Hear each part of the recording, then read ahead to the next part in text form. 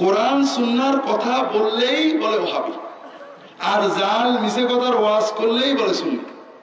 আমাদের বর্তমান পীর সাহেবের কাছে এসে একজন মৌলানা সাহেব বলছে যে হুজুর, এক ওয়াজ মাহফিলে গেলাম, বড় একজন আলেম ওয়াজ করলেন, কোরআন হাদিসের কথা কিছু বললেন না, এই গল্প স্বল্পই বললেন।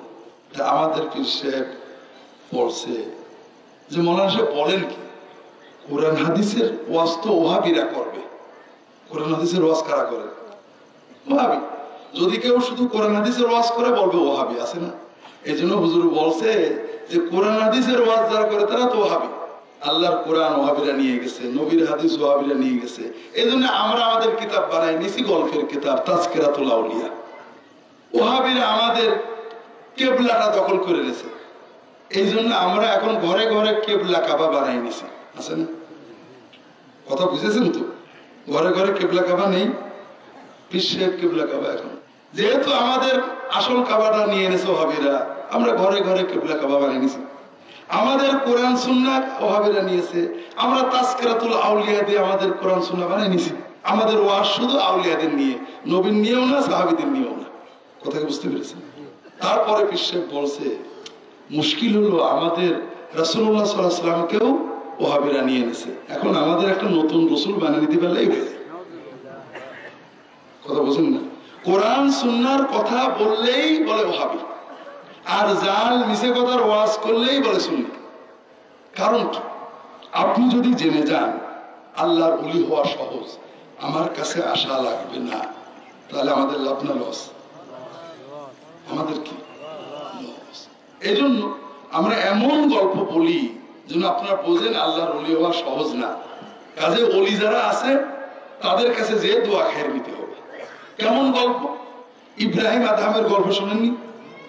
ওয়াইস কারনীর গল্প শোনেননি? ওয়াইস কারনী রহমতুল্লাহ আলাইহি কি করছিলেন? দাঁত ভেঙে ফেলছিলেন। রাসূলুল্লাহ সাল্লাল্লাহু আলাইহি ওয়াসাল্লামের দাঁত ওহদের যুদ্ধে শহীদ হয়েছে খবর পেয়ে উনি নিজের দাঁতগুলো, গল্প শুনেননি আপনারা?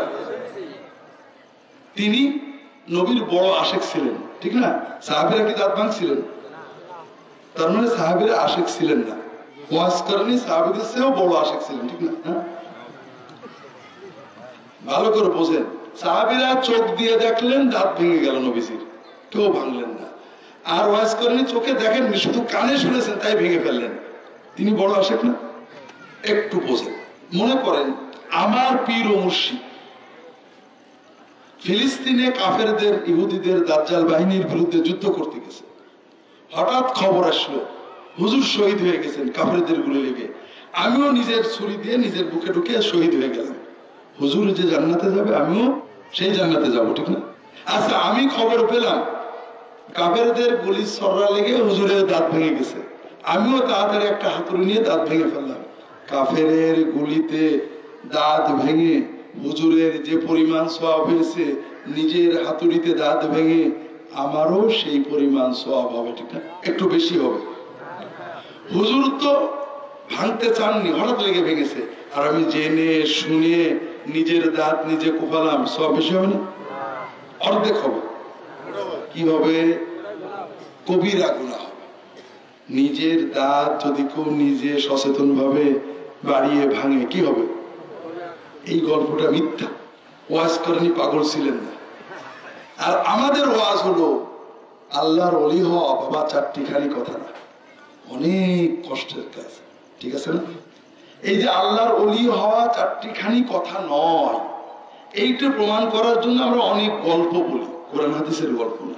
একটু আগে যেমন বললাম আমার দাদা হুজুরের গল্প, আব্বা হুজুরের গল্প, বদনামের বাঘ মারার গল্প, পানি নিচেতে জাহাজ চলার গল্প, এগুলো তো সব কোরআন শরীফে আছে, তাই না? হাদিসে তো আছে, এগুলো আমাদের কোরআনে আছে। নাউজুবিল্লাহ।